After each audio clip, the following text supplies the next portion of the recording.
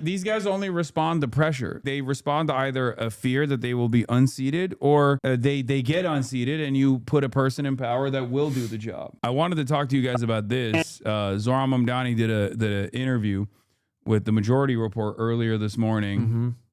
And it's where he talked about the Hakeem Jeffries stuff and why he said don't vote for Chi. Anyway, let's continue. And even in the conversation around the question of primary challenges, and much of this I would say is typically private within DSA, but everything I've said has been reported publicly, so I might as well just speak about it to you directly. I went to the endorsement forum that was considering whether or not to endorse C in that primary challenge, and what I said there is that this is not a question of the ballot box of who you would rather vote for. This is a question of how you want to spend the next year. Do you want to spend the next year fulfilling the agenda at the heart of this movement, or do you want to spend it defending the caricatures of that movement?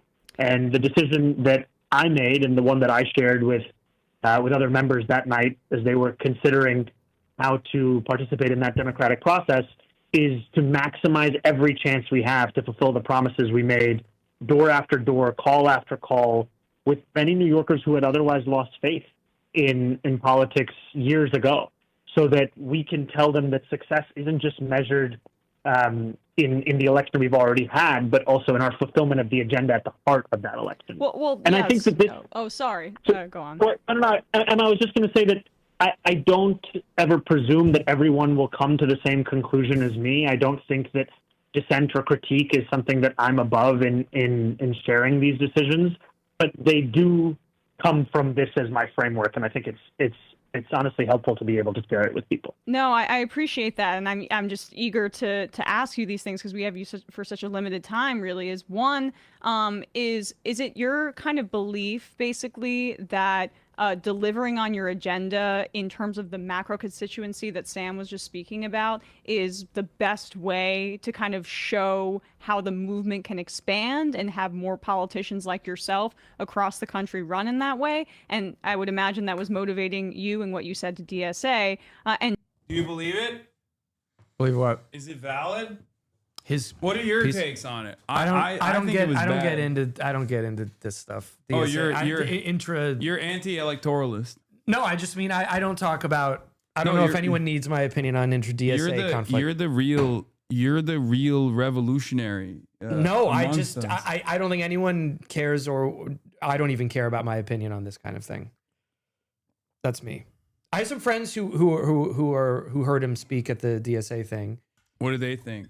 And I think that, people are turning this into like, oh, he doesn't want, this is what I've heard, is like, people are viewing it as he like doesn't want Jeffries gone or whatever. And it seemed to be more about like, does DSA commit the resources to this one race in which they're going to be likely outspent many times over, or do they use their resources differently? I mean, Jeffries is popular in his, in his capacity as an elected official. Yeah.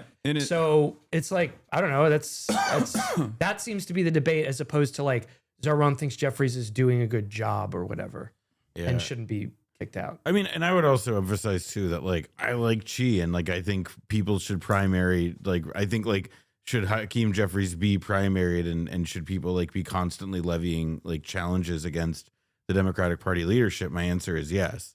I also like, I get the DSA argument. I also think in like Zohran's case, he has like a particular needle to thread with like, there's a world where next year Hakeem Jeffries becomes Speaker of the House, and he's like not easily, if like almost certainly not possibly dislodged in a primary process at this moment.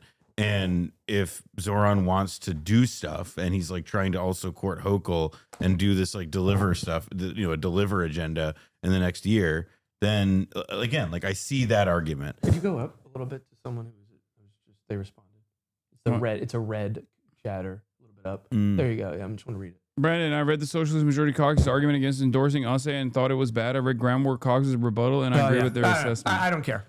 This is what I said. I don't know anything about this stuff. Yeah, I don't care. I hesitate to weigh on like this, like this shit. Like I said this yesterday. Like I understand the arguments, and that's like kind of as far as I feel like I can go. I just think that no matter what, Hakeem Jeffries is going to be a significant hurdle against Zohran Mamdani's agenda. And anyone that thinks that that is not going to be the case is wrong. And I think that primarying, or at least trying to primary every candidate, no matter how powerful they are within the Democratic Party infrastructure, is a good thing ultimately. Because at worst, I don't think you're going to cut away at the momentum of like the left flank candidacies in general, but you will end up forcing people to at least concede to some left framing on issues out of fear that they might lose their seat. How genuine they will be on following through on those promises is a whole different story. Yeah. But my position always was like, I don't think Zohran Mamdani should have come out instantly and been like, don't do this, and then petitioned against it. That's why I think that rather than just like keeping quiet and seeing whichever way the winds blow, and then seeing if it's like seeing if this would have been a successful candidacy or not. This is part of why like his pitch about the DSA thing, like it makes sense in terms of like limited capacity. But I think the thing that the part of his logic that he himself seems to believe is relevant would be the piece of it about that it would be damaging to his ability to get things done, because I think that's the only like straight up and immediate reason for why he even got ahead of Xi throwing his hat in the race. And, that's the piece of logic that I like, perhaps understand the least, and is also like essentially a politician doing a trust me bet to his left flank. And that's, naturally a pretty uncomfortable position to be in. Anyway, I guess it's insurgency versus more diplomatic approach. Wait, what? No, there is no diplomatic approach with these guys. They will never actually reward you for that. That's what I think. No I matter agree that what. like Jeffries is only going to do like whatever is like part of this agenda if he's like forced or pushed into it.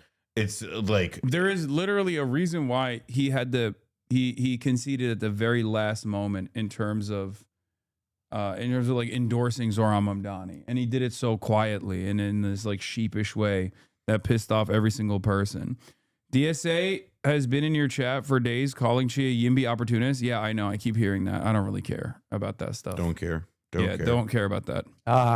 My platform has won out. Yeah. No, I mean, it is like, it's just like, oh, like here's all this like shit that I don't care about. I mean, I'm not trying to be glib. I really don't like, and what I was summarizing before, that's what I was hearing from other people about the position that Mamdani took in the meeting.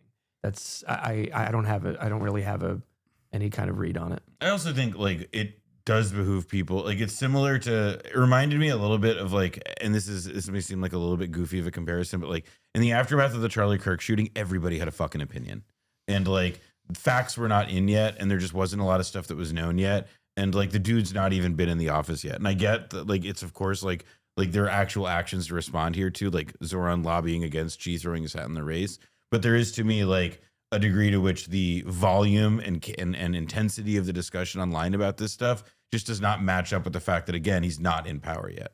I can feel myself rolling my eyes at myself for saying this, because it sounds so like I don't know, I'm getting old. Yeah. Before my time. But even with the Mamdani Trump meeting, like everyone kind of came out and they were like, Mamdani walked him like a dog, and then other people were like, oh, he's a fascist now or whatever.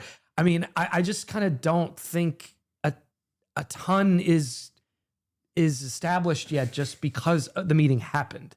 You can have a take, I guess, but I'm more curious about what happens now that this is something that is, a public event that occurred, and what they'll actually do and how they'll, do this dance with each other. You're missing, as Jakob's greatest soldier is spitting game right now. Oh, he gone. A vanguard party.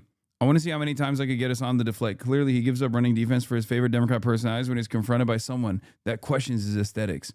A vanguard party is probably not the very best. nice. Aesthetics. A vanguard party is probably not the best for the United States at the current moment. Okay. There's a severe lack of class consciousness among the working class. Agreed. Sure. And that must be cultivated before it can be meaningfully organized. Agreed. Recognizing that and the revisionist nature of existing American socialist parties, the Greens are a good alternative that isn't explicitly capitalist like the Democratic Party. Sure. He wants to funnel the revolutionary sentiment in the direction of Greens. Yeah. Awesome. That's what I was trying to say earlier. Yeah. There is not not effect in letting a capitalist party co-opt the very meager amount of radical sentiment that is existing. Meager, that's a good word for this particular point of view. Is in non-existent. Please do better than copy your favorite person's behavior when met with meaningful criticism. There are multiple leftists that have criticized him in the chat. I am not the only one, and I do not think I'm more deserving of this attention. I just want him to be at least drop the radical aesthetics if he wants to be a Democrat. Drop the radical aesthetics so you can support the Green Party. Yeah, what are the radical aesthetics? The Green Party, you know, the font of American political radicalism, the Green Party. But also, what are the radical aesthetics I have? Like, what do you mean? You are calling me a lib. There are plenty of Marxist-Leninists out there with hammer and sickle in their fucking Twitter bios that also call me a lib. You claim to be a socialist. Okay, there's socialists of many different varying flavors, okay? Maybe I'm the liberal kind. I mean, that's it. Okay, there you go. You're calling me a liberal anyway. Am I a radical? Am I danger? I could never do this. No, you would like fucking die. You would get bored. I think you would like. I'm not bored being here with you. I'm just bored of these. I do not claim the Greens to be a radical party. I claim that it is a non-capitalist party that may be an effective tool. Okay. Oh, got it. Well, Roger. that fires out, folks. Yeah. Maybe an effective tool. Good. Yeah. We'll evaluate the size of the school bus we can fit into that maybe. I love that at least he's attempting to offer an alternative, which immediately shows. I mean, that's a lot fucking better than like the people who are just that like, oh, well, what I want you to do, Mr. Amerifat, is listen closely, lay down on the road in front of a bus and die. Like, this is the very rare moment where someone will actually present their alternative, and it then shows how silly the alternative actually looks like as well. In most circumstances, people basically will say, I'm adopting radical aesthetics, but simultaneously they themselves are like, they have no demands whatsoever. Their demand is just do not participate in electoralism no matter what you do. I'm just confused by the 69th International thing, if that's a pivot to a joke. I think it's a little joke. I just don't think you should support the Dems to placate people. I don't support the Democrats to placate people. I support running left flank candidates in the Democratic Party because of the thing that you also admitted right here, where there is no like self-described socialism that amounts to any significant movement in this country. And as long as there is a viable electoral mechanism that gets the word out there, it's one attempt. I don't think it's the most successful attempt, but it's just one that we have at our disposal. This is where the masses are. So you have to go where the masses are. If the masses are self-described liberals that consider themselves to be in the Democratic Party orientation of liberalism, you have to go to where they're at and work amongst them, work within the confines of their understanding. It is what it is. That's it. It's not to say that like the Democratic Party is magically going to no longer be like a bourgeois liberal party that defends capitalism. I'm not saying that at all. I'm saying that I look to the successes of Bernie Sanders' failed primary run in 2016 in terms of like creating more self-identifying socialists, and I want to replicate that to the best of my ability. That's it. I'm pretty open about that. If that's going to be ultimately successful, who knows?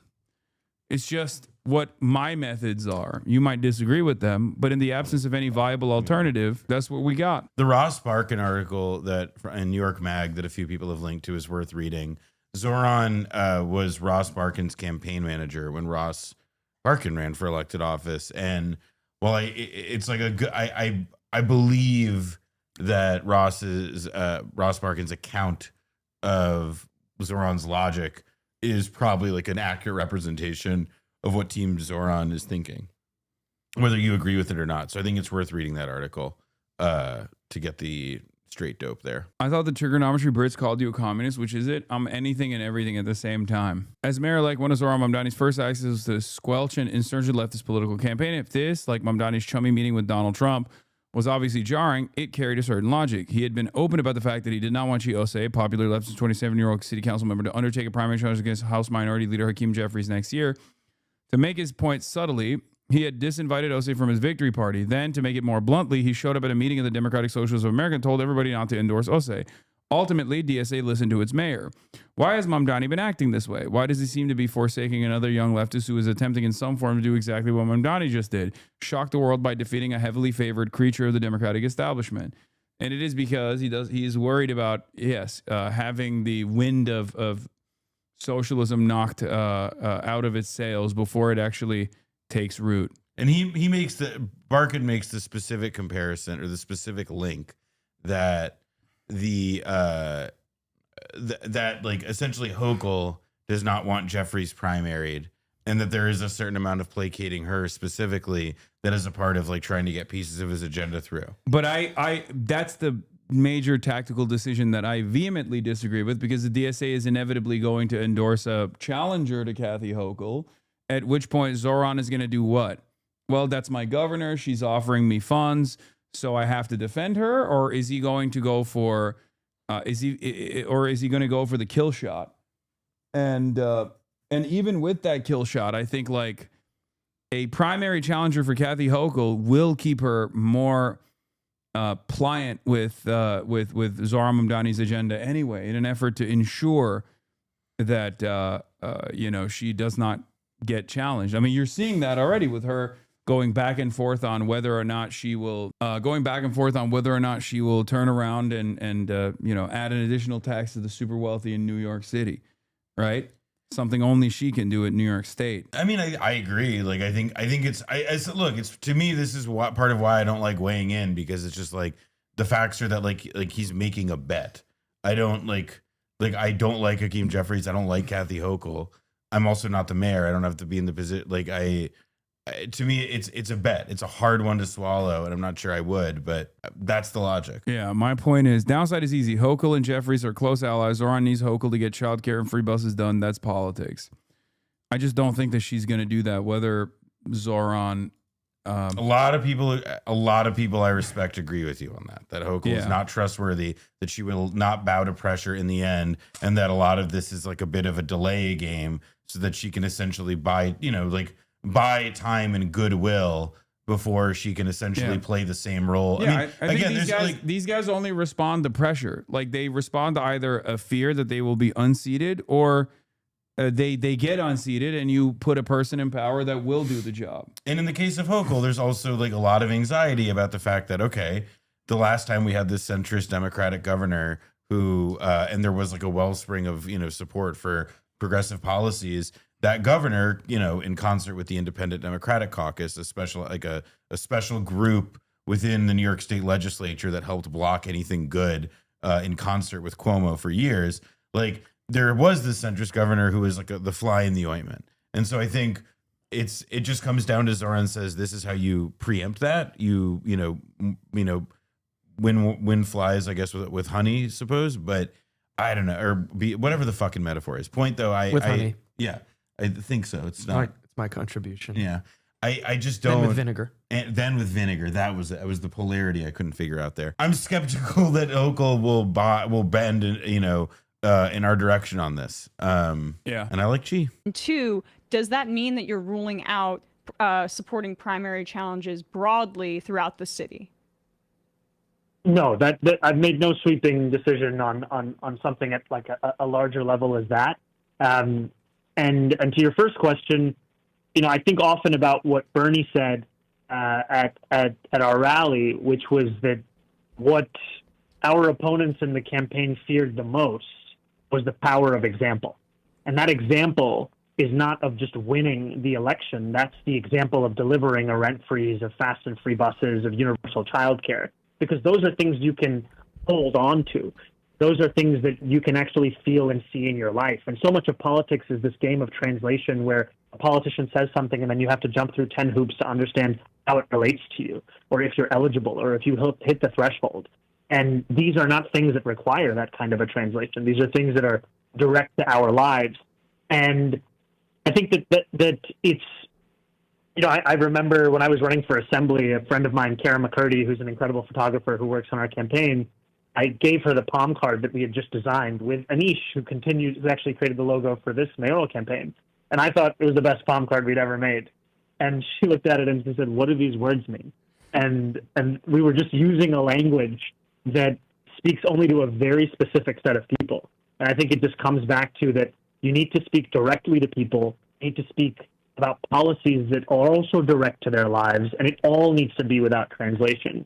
And so to me, once we succeed in the fulfillment of any part of this agenda, it becomes an example of why New Yorkers made the right decision to believe that politics could be more than this, as opposed to that they were wrong to have hope again. Please give bro a better mic. Yeah, I mean, it's leftist audio. It's leftist video, leftist audio. It's dog shit. That's how you know it's real. Net agreement with socialism, 18 to 24 plus 31%, 25 to 44 plus 22%. That's actually crazy numbers, I think. 25 to 44. Sorry, -3, only -3 for 45 to 64. That's fucking crazy. Yeah. Democrats with a plus 28%. Republicans at only -6%. Republicans are more favorable towards socialism than independence? It's all generational in this country, man. It's also so fucking segmented by age. It's so insane. What the fuck? No, it's not agree.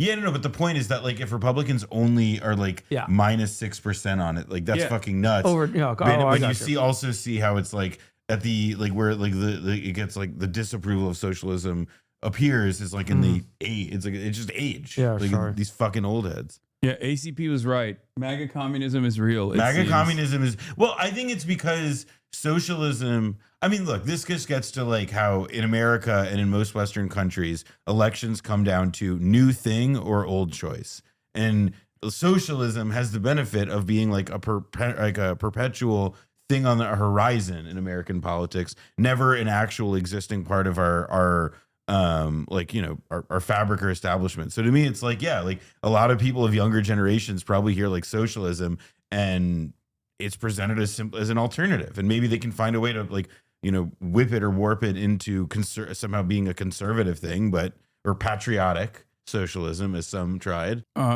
Socialism is commonly defined as a social and economic system that calls for public rather than private ownership or control of property and natural resources. Generally speaking, do you agree or disagree with the principles of socialism? 42% of Americans polled say they agree. 39% of Americans polled say disagree. This isn't happening because like there's people who are being organized at the assembly line or finding themselves in the throes of like Marxist-Leninist text. This is happening because people look around and they're like, this shit sucks. Yeah, exactly. Like it sucks so bad. I'm willing to fucking take a shot in the dark at this like scary other version of governance that I've been told my whole life is bad and wrong. But because I do not trust the current people in power so much that maybe they were lying to me about this other thing being scary. That's how desperate people are getting. And the worse things get for people, the more welcoming they will be towards this other alternative. Well, especially as things seem to get better and better in the parts of the world, or at least seem like they things seem stable in the parts of the world that do have this kind of self-declared kind of political, administration. Yeah, I think there's one additional cycle of like taking a shot in the dark at another reactionary force for these guys to snap out of it completely. Maybe I'm wrong. I don't disagree with that. I don't think that they're there. I think you can't. But it is. But there is like, it's definitely. I mean, there's certainly a lot. I mean, I think it's. To me, it's of a piece with how like so many of the MSNBC crowd are like at this stage, and certainly we're not 4 years ago, but definitely, or 5 years ago, but definitely are now like ready to see like the Supreme Court like essentially be abolished.